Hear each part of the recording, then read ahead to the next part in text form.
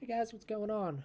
My name is Austin. This is the first of hopefully many walkthrough videos that I'm going to do on the Hack the Box and TryHackMe platform. Both are a lot of fun. Hack the Box helped me get prepped for my OSCP, and just recently I started doing some rooms on TryHackMe. So today we're going to be going through the tomghost room on TryHackMe. Right off the bat, we can see that the header is ghostcat, named tomghost. We can probably guess what this box is going to be vulnerable to. So let's come down here. We'll grab this IP address, open up to our directory that we made, tomghost, and I'm just going to run a quick nmap scan. I'm going to use the SV flag to get the service version. I'm going to do -T4 to speed up the scan a little bit. -O, actually I'm going to do N to save the output of the nmap scan, and I'm going to name this quick.text, and then I'm going to give it the IP. This is what I would run first just to get any low-hanging fruit very quick. After looking at this, if it doesn't give me much back, or if I really don't go anywhere with what this gives me, I'd run a more extensive nmap scan to cover all the ports. Also like nmap scripting engine that searches for vulns. So let's see what we have. We have 22, which is important to remember that if we get any user credentials, we can run, we can connect with SSH this box. It looks like 53, which is DNS port, 8009, which is AJP13 is the service, Apache JServe, and 8080, which is Tomcat. So because 8009 and 8080 is open, further confirms that this is a ghostcat box. So just real quick, just to be sure, I like to visit this web page. So let's do that on port 8080. I'm gonna go to the IP and then specify port 8080. See, we have Apache Tomcat, just default page. We could try to brute force the directories on here, see if there's any applications running on this server, but shouldn't need to. So we'll just close out of there and go back to our terminal. So let's take a look at this version. So we see it's Apache Tomcat 9.0.3.0. Ghostcats affects versions of Apache that is below 9.0.3.1. So this does look like it'll be vulnerable. So before we start Googling for ghostcat POCs and then we start running things that, you know, somebody else made that's not trusted, let's first see if there's anything in search exploits. Let's do search exploit, and then we're going to do ghostcat, and there we go. Looks like we have one exploit file already on my Kali box. Apache Tomcat AJP ghostcat file read inclusion. So let's run search exploit again. I'm going to use the -m flag to mirror that to my local directory. Just copy it, and then we're going to put the identifier number, which is 48143, and that'll copy that exploit file to my local directory. So if I do an ls, I see it's here. So I've already read over this file. I've made sure it's safe. It's always a good idea to read over the file so you don't run something that you really don't know what it's doing. You know, there's a lot of bad stuff on the internet. You don't want to be running random things you download on your computer. This is already good, so I'm going to do a Python and then specify the file. We see the usage is the file name. You can do -h for help, -p for port, -f for file, -f for target. Do a -h. We see that the target's the host name. Makes sense. The port's the AJP port, default's 8009. If you can come up here, we see that lines up. It's good. We don't need to specify that. The -file we want to read, I should have mentioned this earlier, but ghostcat allows you to read files on the machine. You can read read files.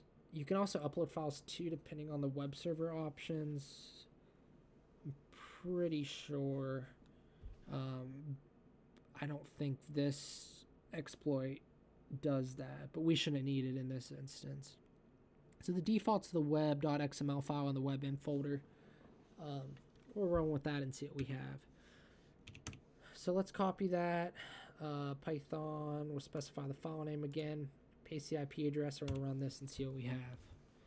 So we get this web.xml file. See, it's pretty standard. Come down here to the bottom. We see a display name, welcome to Tomcat. See a description, welcome to ghostcat, and look at that. Looks like we have a username and a password. So I'm going to make a quick copy of this.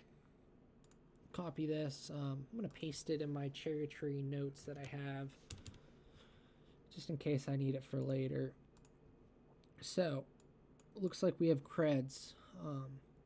Remember I said earlier we have SSH access, so let's see if we can actually SSH to this box.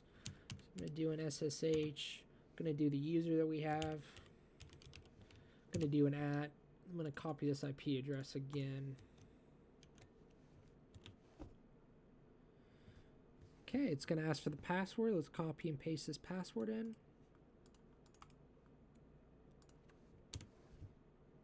Cool, and it looks like we have access, so we are on the box. Let's do an initial ls command. Let's see what we have. Okay, it looks like we have a PGP file. Need a password to access this, credential.pgp, and then tryhackme.asc. So this ASC, it's a key file. Okay, so we have those two files. Before I do that, let me just try a sudo ifconfig. Whoops. Sudo password. Let me just try this password again and see if we have any access there. Okay, I'm not in the sudo or file, so I won't have sudo access right now. So the next step, let's try to pull these two files over. Let's see if we can crack this this key file. So we have a couple options how we can get these files back to our machine. I like using SCP, so we'll just use SCP. So let's open up a new tab. Let's do a quick SCP. We're going to do the username. Whoops. And then we're going to give it the IP address.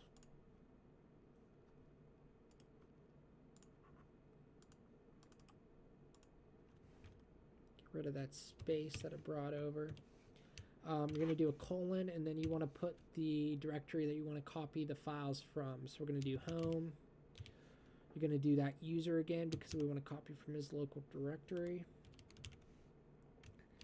/ and then I want all the files in that directory. If we come back over here, see it's in his home directory for that user, and we want both of those files. And then after that, we need to put where we want to copy those files to. Just copy it right where it is, so we'll put a period. If we hit enter, it's going to ask for the password again. Grab this password. Paste it in. And there we go. Brought these two files that we needed over. The credential and the TryHackMe. So there's two popular password crackers, John and Hashcat. I know off the bat that John has a lot of good utilities in it to help convert files to crackable formats that it can use. One that we can use here is called GPG to John. And what it does, it takes that ASC file, converts it so that John can crack it. So I'm going to run a sudo command. You can run the GPG to John. Hit enter.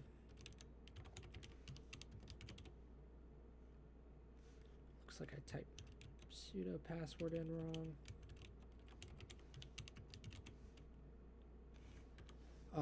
So we're going to give it that the secret key file. And there we go. This is the format that John will need. So you can copy this right into a file. I'm just going to run the file again, but send the output to a text file that I make. I'll name it hash.text. And I can cat hash.text, make sure it's carried over right. It looks good. So let's clear this screen. So now that we have this, the right format, now we can actually run John the Ripper against it. So the command for that is going to run sudo john -- word list equals. I like to do a space and then put the word list, user share word list rock_u, and then take that space out. If you don't have that space there, tab complete doesn't work. Just a little trick. After that, you're going to give it the hash file. So we're going to name hash.text and then run that. And then look at that. It looks like the password file, or the password, decrypted password is this right here. Alex and RU. So I'm going to copy that, bring that over to Cherry Tree real quick.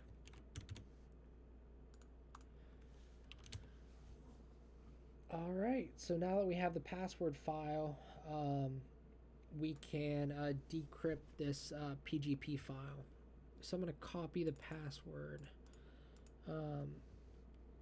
So first thing we have to do is we have to import the ASC file using the gpg command. So we're going to do sudo gpg -- import. And then we're going to do the file name. It's going to ask for the passphrase, and you can paste that in. Hit OK. Looks like it imported fine. After that, you're going to do the same command again, but instead of import, you're going to change that to decrypt. It's going to decrypt the file. Whoops.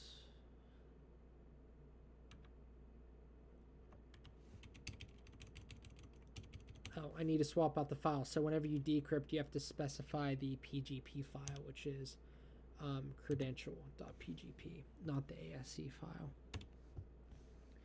So now you need to import the same passphrase again. Hit enter there. And there you go. Looks like we have user Merlin with ASUY, and we have another set of credentials.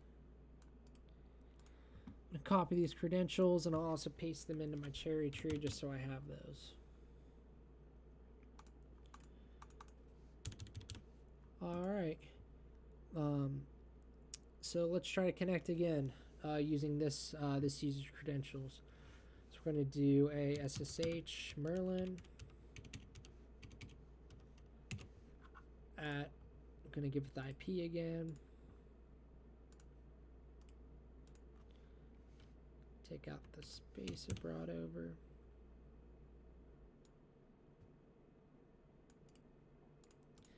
Then we can feed it new credentials we have, and there we go. We got access again. So I'm going to clear my screen. And look, there's user.txt. So we can cat the user.txt file, and then that's half of what we need to do to get the room complete. So this user.txt file, we could access it when we had the previous user's access. So the next step, now we need to elevate our privileges and get sudo access, get root access. So let's first see if we go cd there. Let's try so there's a lot of different methodologies we could use, different steps. The first thing I always like to do before I try to bring any privilege escalation scripts over is just running a sudo -l, see what we can do. We can see that our user here may run the following commands on the machine. User bin zip. Okay. So we can use zip. We can run zip as a sudo. So I love this site, GTFO bins. So there's a lot of, there's GTFO bins, there's a Windows versions of LOL bins. Shows us a lot of different binaries on the computers and how we can abuse their privileges. So if we come up here and we search zip, you see that we can get sudo access using zip by this simple command. So all we have to do is we can go back to our shell that we have. Let's go to this user. Actually, we can do it here. So let's copy this first command, tf equals make temp dash u.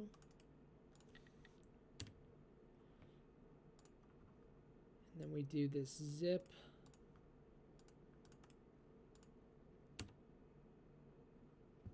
And then check it out. We got a new shell. Let's run a quick who am I? Oh. My bad. When we run zip, we need to add that sudo in front. Okay. And there we go. You see how our $sign switched to the £sign? Let's do another quick who am I? We're root. If we cd to root, and there you go. There's root.txt. So that was really it. Once again, this was a pretty easy box exploiting that ghostcat vulnerability. So hope you like it. Yeah, be sure to make more. Hope you enjoyed my ramblings.